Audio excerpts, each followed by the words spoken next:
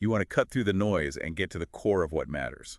Fast. It's what everyone wants, right? Yeah. Information overload is real. Totally. So today we're doing exactly that with a deep dive into security analysis by Benjamin Graham and David Dodd. Ah, the classic, the Bible of value investing, some call it. Pretty much. First published way back in 1934, but we're focusing on the 6th edition. And this one's great because it's got commentary from modern heavyweights like Seth Klarman, James Grant. Which really adds a valuable layer, connecting the original wisdom to today's markets. And what's amazing is how relevant it still feels. Warren Buffett wrote the foreword for this edition, didn't he? He did, and he basically said that before finding Graham and Dodd, most books on the market were interesting, sure, but not really useful. They didn't give him a solid framework. Exactly. So that's our mission today.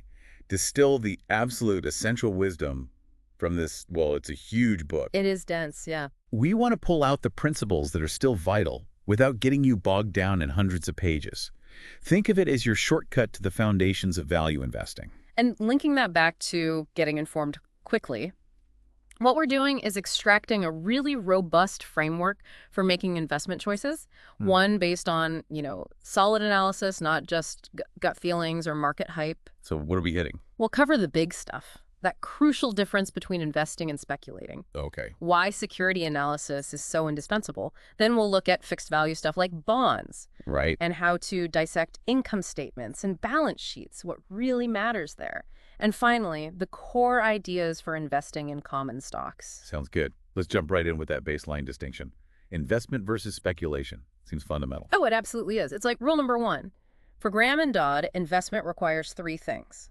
Thorough analysis, first and foremost. Then, safety of your principal, getting your money back. And third, an adequate or satisfactory return. And if it doesn't have those, particularly the analysis and safety part, then it's speculation. Simple as that, in their view. It's more about playing market swings, hoping for big gains, maybe without that deep dive into the underlying value or risk. Klarman's preface really nails this too. He talks about Graham and Dodd trying to bring order to the financial wilderness. Haha, yeah, I like that phrase. And warning against speculation where stocks just become like trading cards, totally detached from the business itself. That's the danger he highlights, losing sight of the actual business reality and its valuation. Speculation often ignores what you're fundamentally buying. And Klarman warns this is especially dangerous when markets are flying high, right? It gets tempting to ditch the discipline. Absolutely. When everything's going up, it's easy to forget about the downside. People start thinking, valuation. Who needs valuation? That's when the trouble starts brewing. The key takeaway is, don't forget risk just because the market feels good. It reminds me of what they called the new era theory back then. This idea that you just ride the earnings trend up and price. Well, price doesn't matter so much. Yeah, that was a big target for their criticism. Focusing only on the trend of earnings, projecting it endlessly upwards, often without asking, but what am I paying for this? Didn't end well, historically speaking. Rarely does.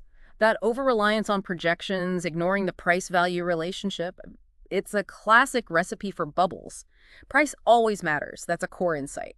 But they didn't just dismiss all speculation as pure gambling, did they? There was a distinction. Right. They did differentiate. They talked about intelligent speculation, which means you've actually done some homework, applied some reasonable thought, even if it's not the full, rigorous analysis required for investment. As opposed to Unintelligent speculation, which is basically just acting on tips, hunches, or market noise without really thinking it through. So even if you are speculating, there should be some logic behind it.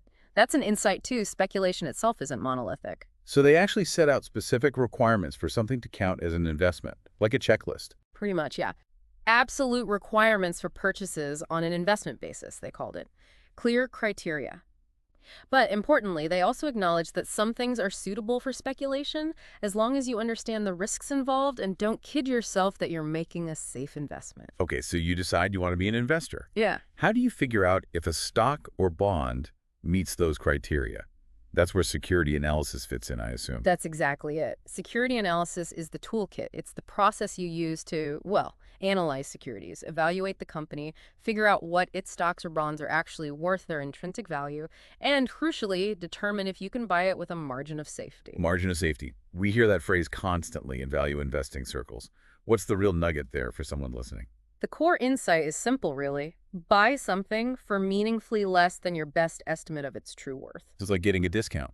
It's more than just a discount. It's your buffer, your protection against being wrong in your analysis, or just against plain bad luck or unforeseen events. It's like insurance against error. And Klarman points out the questions analysis asks are timeless, right? Like solvency, liquidity, risk. Absolutely.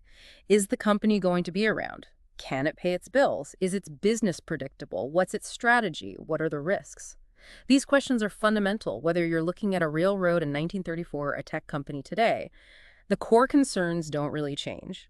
But the metrics people focus on have evolved somewhat. They have. Graham and Dodd, understandably, spent a lot of time on reported earnings and dividends. But many modern value investors, building on their work, put a much heavier emphasis on free cash flow. Right, free cash flow. Why the shift? What makes it potentially more reliable? Well, the thinking is that reported earnings, they can be shaped quite a bit by accounting choices, accruals, depreciation schedules, things like that. Free cash flow, basically the cash the business generates from its operations minus the cash it needs to spend on maintaining its assets, is seen as, well, harder to fudge. It's closer to the actual cash coming in and out. It shows the company's real ability to pay dividends, buy back stock, reinvest, whatever. Makes sense. Now, one tricky area seems to be judging management quality.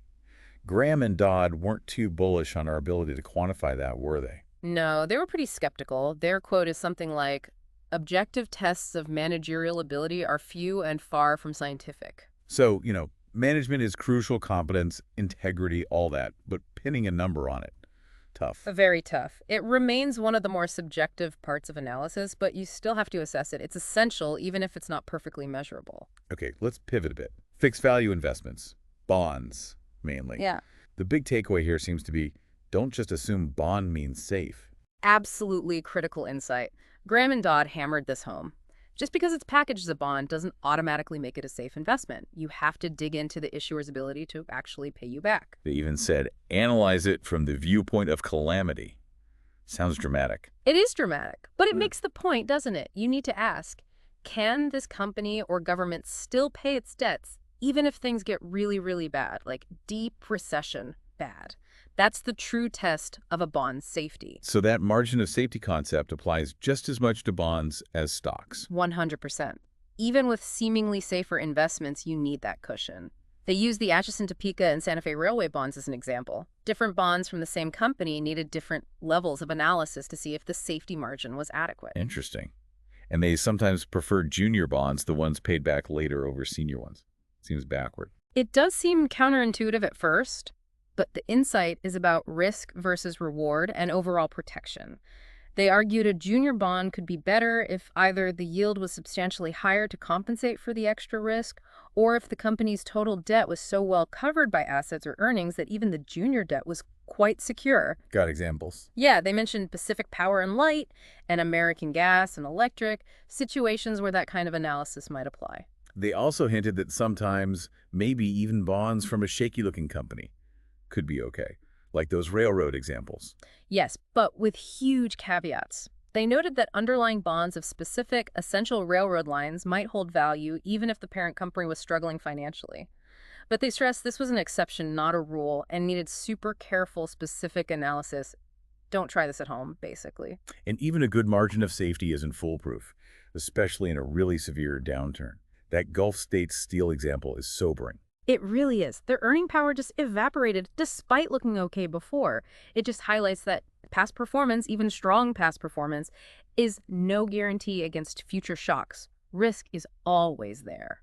They even suggested basic size requirements for issuers, like a city bond issuer should be over a certain population, a utility over a certain revenue. Yeah, sort of minimum thresholds. The idea being that larger entities generally have a bit more stability, a broader base. It's a starting point for quality. Equipment trust certificates sounded interesting, like double protection. Kind of, yeah. The insight there is the power of specific collateral. They're backed not just by the railroad's promise to pay, but also by a claim on the actual rolling stock days, the locomotives, the cars. So if the railroad defaulted, the bondholders could, in theory, seize and sell the equipment. That's strong security. Real estate bonds, though. They sounded like a minefield back then. Appraisals weren't reliable? Graham and Dodd were very critical. The key insight is, don't trust the appraisal alone. What matters is the property's income. Can it consistently generate enough cash to cover the interest payments and, crucially, allow for depreciation so the principal can eventually be repaid? That's what you need to analyze. And preferred stocks, generally less safe than bonds, especially the non-cumulative kind. That's the hierarchy, generally. Non-cumulative preferreds are weaker because if the company skips a dividend, it's gone forever. They don't have to make it up later. Unlike cumulative ones. Right. And even cumulative preferreds don't have the same legal compulsion for payment as bond interest. Skipping a preferred dividend is bad, but usually not an act of default like missing a bond payment. Income bonds, where interest is only paid if earned, sound even riskier. They are definitely more speculative. Payment hinges directly on profitability. The Western Pacific Railroad Income 5s were their example. Higher potential return, maybe, but much less certainty. The insight is that payment is conditional. What about guaranteed bonds? Surely guaranteed means safe. You think so. But the insight is crucial. A guarantee is only as strong as the guarantor. If the company guaranteeing the bond gets into trouble itself, that guarantee might be worthless. They saw that happen with real estate bonds where the mortgage companies guaranteeing them collapsed. It's good they also cover the regulatory changes in the 30s, like making reorganization plans binding, and the Trust Indenture Act that boosted protection, right? Big time. Those reforms addressed a lot of earlier weaknesses and abuses, giving bondholders, especially smaller ones, more structured protection and recourse. The Trust Indenture Act of 1939 was particularly important for setting standards for bond trustees. And those protective clauses within bond agreements, earnings tests, working capital requirements, sinking funds, those are all about proactive safety. Exactly. Covenants, they're called. Things like saying the company can't issue more debt unless earnings cover interest by X times, or they have to maintain a certain level of current assets over current liabilities. Exactly. They mention American Machine and Foundry, United States Radiator, and sinking funds requiring the company to periodically set aside money to retire the bonds are vital, especially for assets that get used up, like mines, or for mortgages. It ensures gradual repayment. Okay, phew, that's a lot on bonds. Let's move to the income statement. When you crack one open, what's the main goal? Find the real earnings. That's the absolute key insight, yes. You're trying to cut through the accounting to figure out the company's true, sustainable earning power. Now, for major audited companies, the statements are generally dependable within accounting rules. But you still need to adjust, especially for non-recurring items, big one-time gains or losses that aren't part of the regular business. SEC rules mandated separating these, but analysts need to mentally pull them out to see the core profitability. Like that International Paper and Power example. Precisely. Their reported numbers were way different from their underlying operational earnings once you stripped out the unusual stuff. You need to find the indicated earning power, as they called it. What about special cases, like investment trusts selling securities? Yeah, that needed careful handling. Before regulations tightened up, some trusts would report profits from selling stocks as part of their regular income, which could really inflate how profitable they looked on an ongoing basis. The insight is, trading gains aren't the same as operational earnings. And companies buying back their own stock or big write-offs, how do those fit in?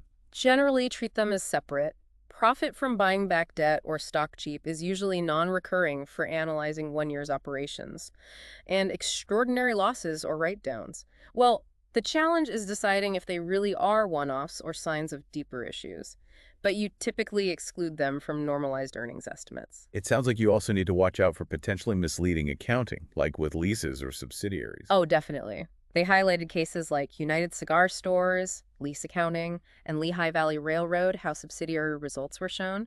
The insight is you sometimes have to dig deeper than the surface numbers, understand the accounting policies. And depreciation. It's not just some random expense line, is it? Not at all. It's crucial. It's supposed to represent the wearing out, the obsolescence, the using up of assets, tangible and sometimes intangible. Amortization, depletion too. Right, all related concepts. Ensuring the depreciation charge is adequate and accurate is fundamental to getting the true profit figure. There are different ways to calculate it, and you need to watch for inconsistencies, like if asset values on the balance sheet seem out of whack with the depreciation being charged against income. For resource companies, miners, oil drillers, depletion is key, right? Absolutely. It represents the using up of their core asset, the stuff in the ground. How they calculate depletion can vary and significantly impact their reported profits. Understanding their method is vital. Lastly, on income. They talked about using average earnings over several years. Useful, but limited. Exactly. Averaging can smooth out bumps and maybe give a better sense of underlying earning power than a single year. But the insight is the past isn't always prologue, especially if there have been major changes in the business or the economy. You can't ignore recent trends entirely, and you have to be careful with averages that include really unusual periods. Okay, income statement done. Let's hit the balance sheet. What's the fundamental insight here? What's it telling us? The balance sheet is your snapshot. It tells you what a company owns, assets, and what it owes, liabilities, and the difference, which is the owner's stake, equity, all at one specific point in time. It's key for assessing financial health, solvency, liquidity. Book value, net asset value gets talked about a lot. What's the deal with that? Useful measure. It's a starting point. The insight is it represents the accounting value of assets minus liabilities, but it has major limitations. Intangible assets like brand value might be worth a fortune but barely show up, or the stated value of preferred stock might be way off from reality. They used Associated Gas and Electric as an example of that. So book value isn't the be-all and end-all. What about net current asset value? That sounds more tangible. It is. It's more conservative. You take current assets, cash, receivables, inventory, and subtract all liabilities, not just current ones. It gives you a rough sense of liquidating value, what you might get if you sold off the easily sellable stuff and paid off all the debts. And Graham and Dodd found it fascinating, even illogical, when stocks trade below this value. Absolutely illogical in their view. The insight is, how can the market value the whole ongoing company at less than the readily available cash and near cash assets minus all its debts? They cited Northern Pipeline and Otis Company. It suggested a major disconnect. It raises a fundamental question then. If a stock stays below liquidating value, shouldn't the owners just liquidate? That was exactly their point. The core insight is this potential conflict.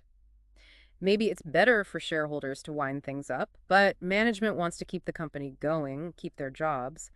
If a stock persistently sells for less than liquidation value, either the stock's too cheap or management should be seriously considering returning that value to owners. That White Motor Company example seems to drive this home management policies hurting owners when the market value tanks below asset value. Right. It showed how decisions about, say, dividends or reinvestment could hurt shareholders if the company's market price was already deeply depressed relative to its underlying assets. Poor capital allocation can destroy value. And just quickly, they also mentioned keeping an eye on when debt is due debt maturities. Crucial point for balance sheet analysis, yeah. A company might look okay overall, but if it has a huge chunk of debt coming due soon and might struggle to refinance, that's a major risk. Fisk Rubber, Colorado Fuel, and Iron were examples of companies facing that pressure. All right, financial statements covered. Let's get to their principles for investing in common stocks. Sounds like they were pushing back hard against the go-go attitudes of the late 20s. Very much so. They strongly criticized that new era thinking that became obsessed with just the trend of earnings growth while ignoring dividends, asset values, and, crucially, the price you paid. The key insight is focus on the business fundamentals and value, not just momentum. And they really emphasized thinking like a business owner, not just a trader of stock certificates. That's absolutely central. The owner's perspective. You're buying a piece of an actual business. That requires focusing on its long-term operational health and profitability, not just betting on the stock chart wiggles. They mentioned a firm, National Investors Corporation, that tried to pick consistent growers, but Graham and Dodd were skeptical about predicting that. Yeah, the insight there is the sheer difficulty of forecasting. Picking companies that will reliably grow year after year, decade after decade. It sounds great, but actually doing it consistently is incredibly hard, maybe impossible. They were wary of strategies relying heavily on such predictions. What about trying to time the market, buying low, selling high? Sounds sensible. But very tricky in practice. That was their point. Sure, buy when stocks are beaten down, sell when optimism is high. But how do you know when it's the actual bottom? You could run out of money buying on the way down. How do you know it's the top? You might sell way too early. The insight is market timing is fraught with peril. So what was their core principle for buying stocks? The key insight comes down to this. Find a reasonably good company with a decent track record and okay prospects, and buy its stock when it's selling for significantly less than what a knowledgeable private buyer would pay for the whole business. Buy below intrinsic value. That intrinsic value idea again. They used Swift & Company as an example somewhere. Yeah, in an appendix note. It illustrates that principle of looking for a substantial discount to what you estimate the business itself is worth. What about companies keeping profits instead of paying dividends, plowing back earnings? good or bad. They had nuanced thoughts. The insight isn't that plowing back is always bad, but that it's not automatically good for shareholders either. It only creates value if the company can reinvest those retained earnings at a high rate of return. Otherwise, shareholders might be better off getting the cash as dividends. So dividends themselves were seen as important. Yes, definitely. The tangible return. While reinvested earnings might hopefully lead to growth and a higher stock price later, dividends are cash in your hand now. They add concrete value and attractiveness to owning a stock. And they kept circling back to thoroughly analyzing those income statements: accounting, business reality, financial policy. Absolutely. For common stocks, you need the whole picture. True earnings, accounting, indications of future earning power, business analysis, and how the company manages its finances, dividends, debt, capital structure, financial aspects. It's comprehensive. And they mentioned things like capitalization structure and analyzing low-price stocks as further areas. Right, more layers to peel back. How the company's financed, debt versus equity, matters. And low-price stocks often have unique characteristics and risks that need special attention. It just shows the depth of the analysis they advocated. Okay, let's try to wrap this up. If you had to boil down the absolute core principles from Graham and Dodd's security analysis, the key takeaways, what would they be? I'd say, 1, know the crucial difference between investment analysis, safety, return, and speculation. 2, thorough security analysis isn't optional, it's essential. 3, always demand a margin of safety. 4, focus relentlessly on intrinsic value, not just market price. Those are the pillars. And for you, listening to this, really internalizing those principles can change everything. It's about moving from emotional reactions to informed decisions. It's a filter, really, to block out market noise and focus on what actually builds long-term value.